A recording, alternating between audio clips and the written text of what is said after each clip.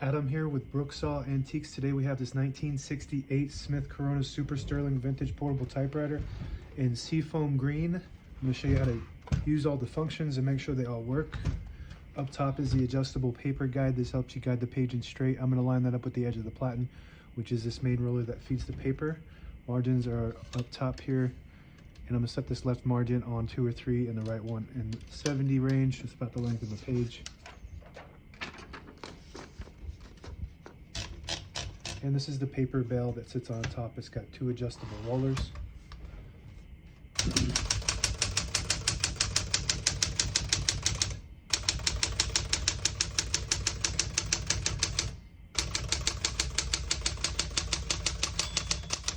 Once you hear the bell, you're at the end of the margin. You hit the slide space, gets you back to the beginning, and skips 1, 2, or 3. Right now we have it on single, but if you want double, you just flip that switch back. It skips 2, 1 more, it skips 3. That works good. We're going to keep that on single for now and finish typing.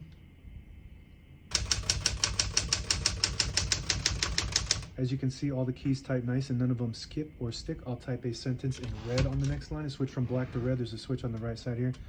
Flip it all the way down. It prints the bottom portion of the ribbon, which is red. Put it in the middle. It doesn't print any ink at all. It just leaves a stencil for copying purposes, so that vibrator doesn't go up to raise the ink. Although sometimes there is ink still on the key heads, so you just got to clean those off if you want to do no ink. That's just for copying purposes, so you don't waste the ink. When you have it on top, it prints the top portion of the ribbon, which is black. Then move that down for red.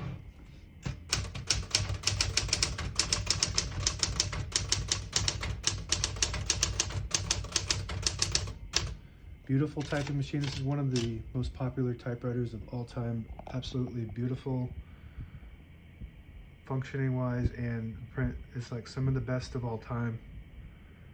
Although that first word there is where I was typing the stencil, so you could see the faint ink on the word, which is just me typing on a stencil. But yeah, this typewriter still is one of the most popular, because this is when Smith Corona changed the whole model and kind of redesigned it to be more futuristic looking. They had the other models that were like a Galaxy Deluxe. Got a kind of like a spaceship vibe to it or something. To pull the page out easy, there's a switch on the right side here. You flip it forward and it unlocks the rollers underneath the platen, allowing you to pull the page out easy or load thicker paper like carbon copy or cardstock.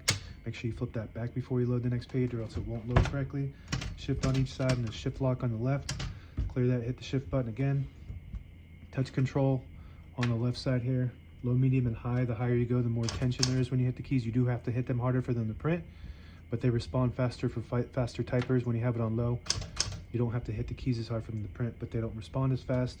We're going to put that color back up to black, so we print black by default. Backspace on the left side, very smooth. Tab on the right. Right now we have tab set on 10 space intervals, so I'm just going to go through, clear them all by hitting the tab button and then hitting that seal button right next to it on each one of those sets. And now we shouldn't have any, but I always like to keep a tab set somewhere in the middle, so by hitting that set button right there, so when you hit that tab button, it doesn't go slamming all the way to the end, causing wear and tear on your typewriter. Right below that is the MR button. That stands for margin release. When you get to the end of the margin, it blocks you from printing. If you want to unlock that block, you just hit MR button and it will allow you to go all the way to the end. I think that's it on the keyboard. We're gonna open the hood here. All the brand new ribbons loaded on this left side, so it's pulling to the right. If you want to switch that direction, you just flip this little switch that's right next to the left spool backwards, and it will start pulling to the left counterclockwise. You push it forwards, it'll pull clockwise to the right, and that's the direction we want it to go. On the right side of the carriage is the carriage lock, or the escapement throw out, that protects the escapement, which is the mechanism that allows the typewriter to advance when you type. And then behind the knob is the carriage release, and this is one of, I think, is a design flaw on this model, because it's made out of hard plastic and sometimes it breaks when you just put it in the case. So these things break off all the time, and if you need one, check out my shop. I have replacements that I 3D printed, which is one on this side here, so it's pretty similar. Works great, looks good. Can't even tell it's not part of the machine. It looks like it should be there. And if you push in the button here on the left knob, it disables the spacing so you can get to an exact spot on the page. You let it go, you get the clicks. Each one of those clicks is one space.